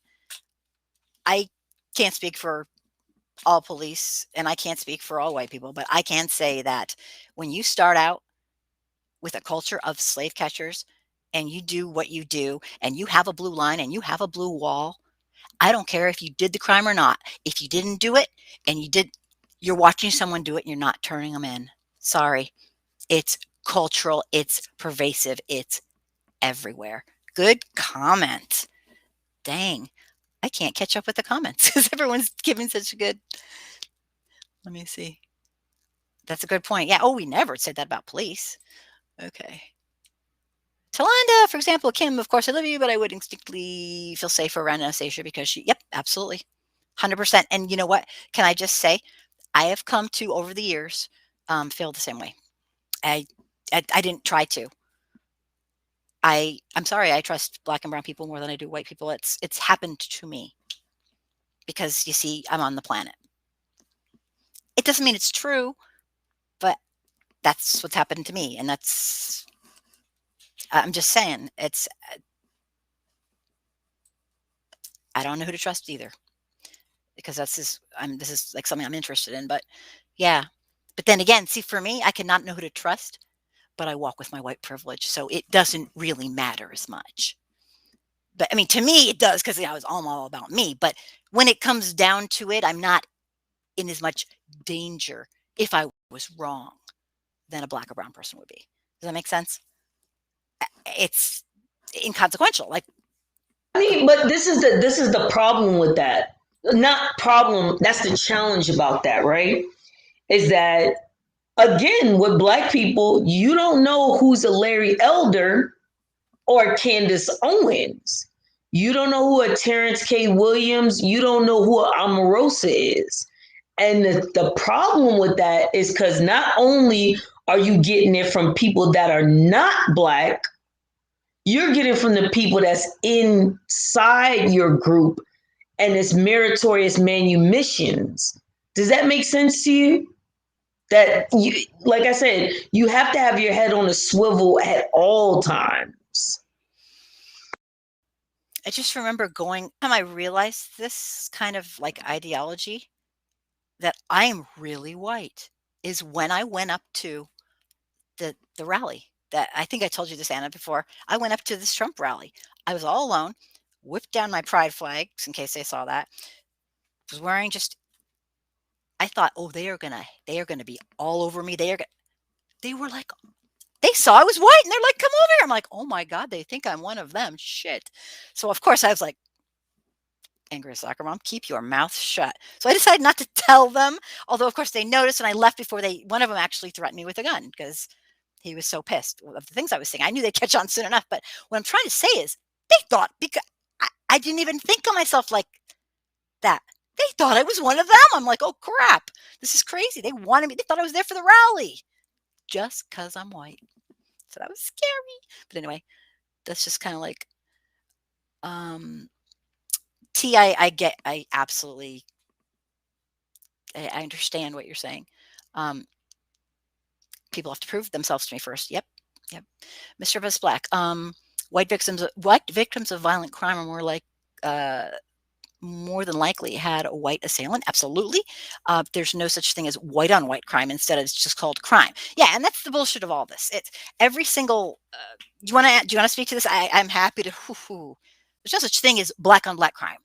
That's a crock of shit. That's a propaganda. No, it is. Just like there's no such thing as Asian on Asian crime. And the thing about, but it's more salacious when they say things like that, and the fact that you're trying to coin people as a violent without even looking at what did it come from? Where did it come from? Like, oh, I don't know how they got in these ghettos and why, and there, you understand what I'm saying? It's always that. That's why I call people the United States of amnesia, because America is the type of situation where you start a fire, then be like, oh my God, how did this fire start? Do you want me to help you put it out? Oh, you know what I'm saying? Like, oh, and now you need to thank me for putting the fire out. We're full of shit. I think that's what you're trying to say. We're really full of shit. It's like, yeah, it's the denial and the gaslighting is it. The BS is real. I don't know how else to put that, but there's a question coming up in 1 second. Mr. Best Black, thank you for that. That absolutely. Jamie, welcome, welcome. If I didn't get to say hello to you, I'm thrilled you're here. And white people won't accept that Mexicans are Native Americans. We are the descendants of Mexican, Aztec, Mayan. Not sure if I can pronounce this right. Chichimeca, Olmec, Zapotec, Toltec tribes. Right. And it's kind of interesting. This is just like totally triggering me. I was reading with my young daughter about the Compromise of 1850. And I don't want to get into it, but boy, oh boy, oh boy. They talked about Texas. Well, Texas would have to put up, because you know what? They owed a lot for the war. Guess what they called the war? The Mexican Secession. That's what her book called the war. The war against Mexico and its people so we can steal their land. The Mexican Secession. Secession means they gave. I'm like, oh my God. She was so confused because I had to explain. No. I had to explain that no, they didn't secede. They my God, I couldn't believe it. This is her textbook, and we are supposedly in this liberal. Yeah, right. They were talking about Texas and the states that were the Mexican secession. I'm like, no, they're talking about the ones we stole. So anyway, that was like, damn. Sorry, I had to go there. Yep. Thank you, Jamie. Thank you so much for telling us that. The next comment, I need Mickey. Can you help me with this? Because I'm not sure what she or he is talking about, which is on me. But do you know what they mean? I don't know. I was trying to read it. Said I'd love to engage, but your people time you out for literally nothing around here. I don't know what that means. I'm not sure what he means because I didn't time any. Oh my I didn't see anyone get timed out yet. I'm so Yeah, I sorry. don't. Yeah. I didn't see it. I normally it shows up when someone's timed out, but I didn't see it. But you are welcome to engage, and if somebody times you out, I will personally check to make sure it's. But yeah, I actually didn't see that. I think that you're right. That's what he was talking about. Sorry about that. Because no, I'm not like trying to shut people up. The only people that I like to shut down is people who think that this is a debate. Because I do not my fellow humans civil and human rights. I just don't. It's a moot point. I won't debate it. There's no debate. It's not a controversial issue. But any other opinions, I'll jump in. I'm good. Whatever. Mark's laughing. Oh, barbecue. Yo, the from last time. I got kicked out. Don't even go there. Don't even go there. Wait. I sent it. I looked it up. I sent you the cookout questions on September the 8th. Okay, We're not going to get back into it, Mark, but since you brought it up. Fine. What was it, on text or on text? No, it was on an email. What is pink oil lotion? Yes. I never check my emails. Right. What is pink oil lotion moisturizer, and do we still use it? What is traction alopecia, edges, and baby hair? Which one do you like, and what type of gel do you use? Okay, I can actually answer some of those because I did. Okay, I'll answer them later. Oh my God, now I'm embarrassed. Right. I'll answer them later. No, but no, I had I called my friend Tim. I called my friend Tim. I called my friend Timmy, and he was laughing his head off at me. And then he said, "Okay," he gave me some scoop. Right, got you. He told me, he's like laughing at me. I'm like, no, I want back to the barbecue. But anyway, I do. But you're so adorable. You got to answer those questions. Okay. I was shamed. I was shamed last time. Let me see. What do we got here? Mark, you're hilarious. Those Blue Lives Matter. Am I skipping? Let me just see here. This is all kinfolk, all skin folk are not. This is T. I've heard this many times, but I can't say it. All skin folk are not kinfolk, and yeah, I believe it. Mark, all. Yeah, is that Mark? Is that new to you? I've heard it a bunch of times, but that's good. I just, it's so nice to have an open white male who's a powerful person and just humbles himself and comes here and learns, and I really respect that, because that's a hard thing for some people to do, or we'd be filled with white men. So okay, and again, no one should get credit for it, but let's be real. This is where we're at, okay? It just is sad. Oh, chances are if you were timed out, T, you were probably trying to argue. Yeah. No, T, oh my God, I am so, okay. I won't cry, I'll learn. Nails and glitter. I haven't used gel over it. She's going to help me. She's going to give me the answers.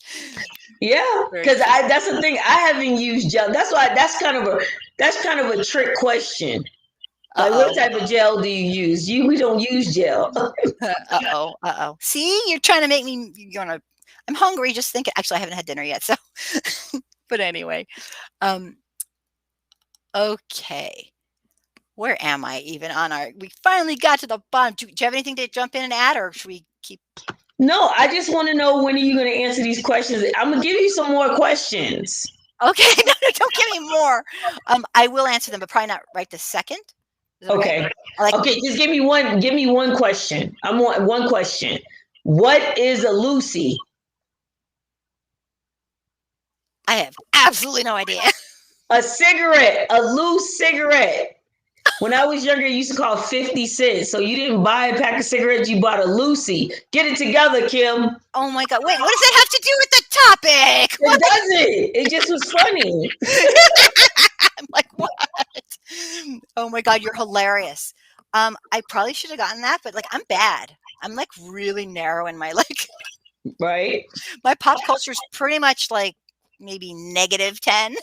If you want to ever quiz me on who I know and you will be like, you will not believe that a human being can exist and not know who these people are. Like you won't. Anyway, I don't want to scare you. Um, oh, it's what led to air. Mark, you're showing off. You're just showing off. See, it does have something to do with the cut with the see? Yeah, and you know what, Mark? I'm done complimenting. Just kidding. You did me wrong. Yeah, very good. No, I knew that, but I didn't know the slang name. Okay, fine. I'm trying to get back to the barbecue, not booted again. So, all right, getting showed up by my friend Mark. Okay, let's just see here. Where are we? Where are we? I'm just done with that. Okay. Um, oh, I go on and on and on about this. Do you want to talk about right now for a little bit? Because I know it's getting awfully late. Do you want to talk a little bit about the story about those kids in the mass shootings? I don't know if everyone's following it, or do you feel like we can wrap it up maybe, and because it's getting awfully late. I mean, we can talk about it. The fact that there were two white children in Florida, that a 13-year-old and a 14-year-old that planned on committing a mass shooting in their school. And the simple fact of the matter is that these children were found out. And a lot of times what happens is, they're looking at these white male rage movies, and they were studying Columbine. Yeah. So, the problem is that, where are the detectors, the metal detectors? They're all in the black schools. But where they need to be at are not where they need to be at. And it's a good thing that they found out about, these kids attempting and studying, but they went to their houses and they had knives and all kinds of stuff. And I think they was even searching up how to make bombs and Yes. like, that goes to parenting too. Like, well, it's their rooms had guns, and they were on the black market trying to make pipe bombs, and they were researching the 1999 school shooting at Columbine. They're only a couple hours away from Marjorie Stone Douglas High School, where right. the gun. I mean, these kids were fascinated. They were, I say kids, like you said before. Would Yes. I ever say kids? Well, I might actually. Right. Would I ever say kids? Would they, the media, ever say kids to a 14 and 13-year-old? Tamir Rice was 12. he was 12. He was 12. He was a kid. He was a child.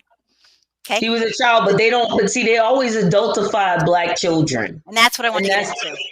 And that's what happened with Micaiah. Micaiah, the cop shot her 4 times, and she was only 14 years old. Yeah, it's we do this. In fact, a lot of studies show that police in general look at children who are black and brown as 2 or more years older. They cannot guesstimate their age correctly. They adultize, or I don't know what the word is, but it's not pretty. Adultified. They adultify these children. They don't. It's criminal, and then they keep going. They keep going with it. That's the thing. They keep going, but once they realize that they're kids, they just nope, can't turn back, and they're much more likely to be tried as an adult, put into adult prisons, given more adult punishment. We got major issues. These teens were taken into the mental hospital. And something I want to point out about this case that I don't know if everybody knows, because I read it once and it was not all over the place. Let me just find it in my notes to make sure I'm crystal clear. And if I don't, I'm still going to say it anyway.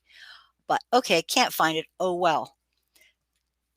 The authorities with these children, okay, these teens, these 8th graders, had been to their house. I got to find this. a cumulative 80 times. Okay, 80 times.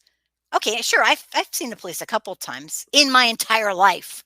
Okay, where they were at my house, 80 times. Okay, if a police officer had come to a black teen child's house 80 times, would they really be there anymore? Would they be walking? Would they be? Can I answer that? Yeah. No. Thank you. No, even I forget where it was. I think it was in Florida where they were putting black kids in the system to see who would be committing crimes, like who has the potential of it, like the minority report. And I'm like, there's no way. First of all, these kids were taken to a mental health facility. There's no way a black child would have been taken there after knowing all that they know. Come on now. Nope. I mean, the treatment is just absolutely ludicrous. Another point. The conversations took place during classes, in the cafeteria, through Zoom, virtual meetings. These kids were pretty much blabbing away about this. And this is how we find out they were doing it for a year, planning it for a freaking year. And people just kind of, well, they're just like these old white teen, young teens, 12, 13, 14, are you kidding me? But you know what's so funny about that? Angry's talking about. I have two 8th grade daughters. They're twins. They were talking about these boys in 8th grade and 7th grade were talking about rape on the bus, and I was like, "What?" Wow. We went up to and it was a situation where they started talking about how Africa. My kids had gotten on a bus and they were talking about how Africa was the starvation rate and there's no buses in Africa. That day, me and my husband was like, "We're going to that school right now." But what one of my other twins was saying, they were talking about rape, and I'm like, and I don't know if you know about this new TikTok challenge where they're stealing stuff out of the school. It's called Devious Licks. Oh yeah, no. I thought you were talking about something else. No. But what I'm saying is that a lot of these things that are happening, they're happening in white schools and nobody's paying attention to it. Yep. Interesting. Yeah, that's how we roll. We just because see, white kids get the benefit of the doubt, white teens get the benefit of the doubt, and black and brown ones don't. Guilty upon. Yeah, it's yeah. So I have my little quote here. Both boys were well known to these deputies as this is from the police, that we had responded to their homes for almost 80 times combined. And this will top it all off. The mother of one of the boys who was at the court hearing Sunday said her son's just a little boy who didn't think the pair would really be serious about their plans. This sums it all up. This is how we roll. So I'm gonna just say Tamir was a thug. Yep. Tamir was a thug. And about 2 months after Tamir's murder, 2 young white boys came to school with guns and knives. Don't you know the judge told them that they had to write a paper about Tamir? Whoa. Interesting. I got to think about that one. Interesting. It's ridiculous, isn't it? Ridiculous. Yeah. It's a nice way to put it. Yeah. These mass shootings have increased in America since 2017, according to the figures that are compiled by Gun Violence Archives, and it's a Washington-based nonprofit.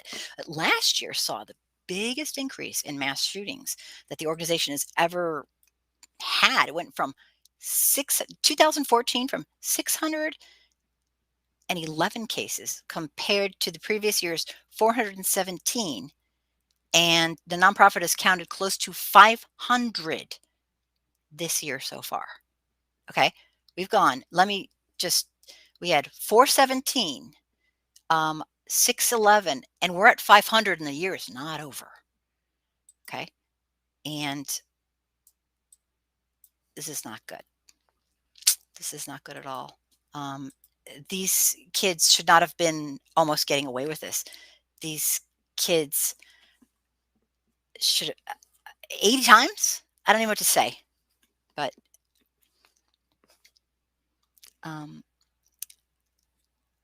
do you care? I think we're going to probably wrap it up because it's getting really late. We didn't get to a lot of stuff. Did you want to jump in on anything that's important to you? Just wanted a correction. I'm sorry. Sure. So this happened in 2016. It was in a different park in Parma in Cleveland. And it was two young brothers, ages 12 and 15. They was playing with BB guns in the park. BB guns? Yeah, it was BB guns. Exactly. Like real BB guns, not a water gun. Right. And they have, you know how they have the little orange tips? They took it off. So the pistols look authentic. So somebody called the 911. Nobody died though. So the judge orders Tamir Rice essays after Ohio brothers arrested in park with BB guns. Tamir's punishment was death. Yep. It's interesting. Yeah. I don't know what to say to that. Don't even know what to say. Don't even know what to say. But do you want to add anything else about any of the other stuff that we have? Because there's a lot of stuff we didn't get to, but we can always save for another time.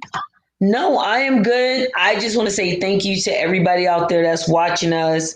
And hopefully we've answered some questions. Hopefully we've quenched some thirst. And I will be asking Angry Soccer Mom those cookout questions next time I'm on here. So get it together. Do better. Read my emails. Read my emails. I'll read your emails. I promise. Now I'm scared. I am so going to study for this test. Oh, you have no idea. Thank you so much for being here. Anastasia, you are wonderful. Everybody, first time streaming to both places. I hope it worked out okay. I'm sure I'll hear about it. If you believe like I do, that it is way past time for white America to take some racial responsibility, please consider subscribing to my YouTube channel and jump on in to the Facebook page that thank goodness I can still go to. I love you guys for being here. And thank you, Anastasia. Bye. Wonderful. Love y'all all. Good night, everybody. Don't be a stranger. See you next week. Bye. Except for I can't say goodbye. Because it's a new it's a new platform. I don't know how to say goodbye.